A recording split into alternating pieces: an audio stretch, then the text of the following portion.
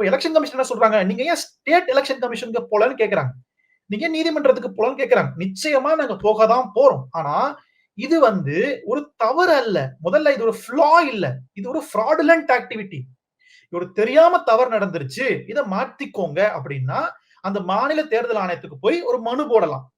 அல்லது உச்சநீதிமன்றத்துக்கோ, உயர்நீதிமன்றத்துக்கோ போயிட்டு ஒரு மனு போடலாம். போட்டு இந்த பட்டியல்ல இந்த பேரெல்லாம் மாத்துங்க அப்படின்னு சொல்லலாம்.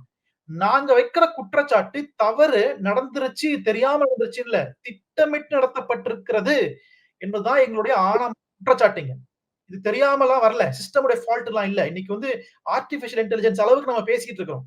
ஆனா தேர்தல் ஆணையத்துக்கிட்ட நீங்க சாஃப்ட் காப்பில டேட்டா வாங்கவே முடியாது. வோட்டர் லிஸ்ட்ட சாஃப்ட் காப்பில குடுக்கவே மாட்டாங்க. ஹார்ட் காப்பில மட்டும் தான் வாங்க முடியும். அதுக்கு 1008 ப்ரொசீஜர்ஸ் இருக்குது. அப்படிலாம் கஷ்டப்பட்டு தான் காங்கிரஸ் பேரியக்கம் கர்நாடகாலயும், மகாராஷ்டிராலயும் இவ்ளோ பெரிய பட்டியல வாங்கி அது ஒரு பெரிய டீம் யாருக்கும் தெரியாம 3 மாத காலம் ரகசியமாக அத ஆய்வு செஞ்சு, இன்றைக்கு நேற்று தலைவர் ராகுல் காந்தி பவர் பாயிண்ட் பிரசன்டேஷன் மூலமாக டெல்லில வந்து எல்லா ஊடகத்துக்கு முன்னாடி காண்பிக்கிறார்.